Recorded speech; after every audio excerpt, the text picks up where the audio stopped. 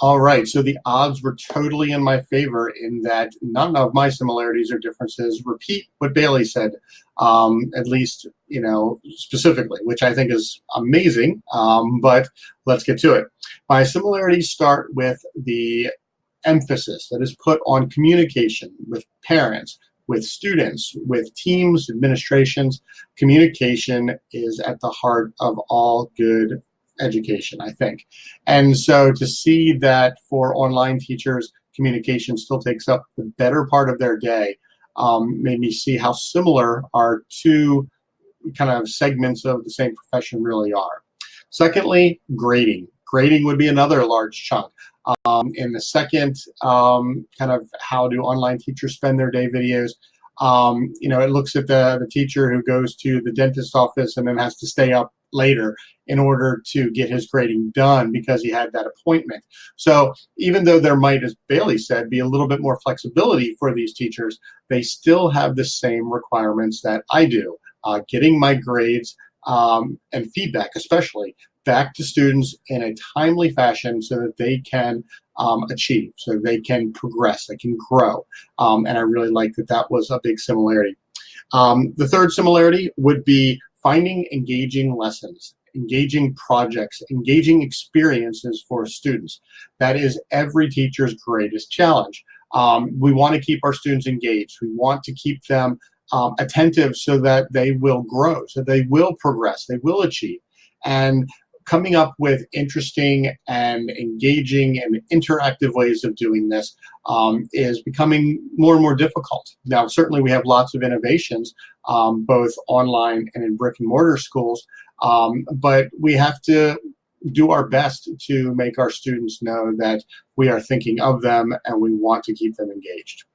Now, in terms of differences, very interestingly, my first difference kind of ties in with my first similarity. Even though there's lots of communication with an online school, I think there is something lacking when you don't have that face-to-face meeting on the majority of days of the week. There's something to be said for being in your students' lives in more than an online capacity. Seeing their faces, not just reading their assessments, their assignments, their projects, so you can actually see how they are that day. Are they in a place where they aren't normally? Does something look wrong? Yes, you can pick that up via video conferences, via Flipgrid, all of this you can do online. But getting to know a student personally and being able to have that sense of empathy is on a different level, I think, for brick and mortar teachers. Now, it's not to say there's no empathy in online teaching. I think there is, but I think it's just different. And so I think that that's one area that for me kind of is still a hallmark of brick and mortar education, being an integral part of our students' lives. Now, secondly, and maybe this is where the online teachers get the nod, no one really mentioned a lot of discipline issues, which I know is a huge concern in brick and mortar schools.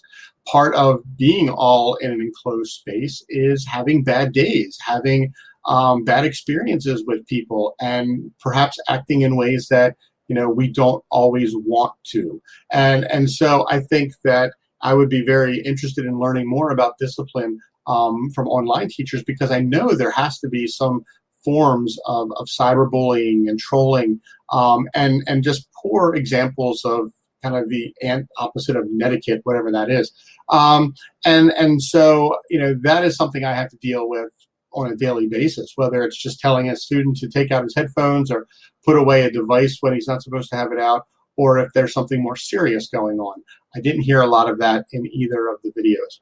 Finally, my third difference, I think, ties a little bit into my first difference, and that is the idea of school spirit. Now, I know the one video threw in that little picture of, bearded man poking his head in saying, hey, don't forget the potato chips for tomorrow's party. But I think that's different than the school spirit a community like any kind of school develops, where you have a mascot, where you have assemblies where you have football teams and baseball teams and gymnasts and I guess not all schools have gymnasts, but all of these different extracurricular activities. And I'm sure online teachers kind of moderate some extracurricular activities, but to be able to go and watch a team play or go and experience a club like Model UN or an academic team, play live somewhere, I don't understand how that works as well with online schools, and I would have liked to have heard more about that. So I have to classify that as a difference. I know my school, especially St. Joe, is huge. People talk about bleeding purple. They have these special occasions when a team is facing a rival or performs above expectations. What is the school spirit at an online school? So those are my three similarities and my three differences. I thought they were really interesting. I never knew that online learning was that involved in terms of sort of like a full-time occupation, and it really piqued my interest. Not that I'm ready to move in that direction or anything, but it was very informative, very interesting to me. So look forward to seeing what other people say, and I'll talk to you all soon.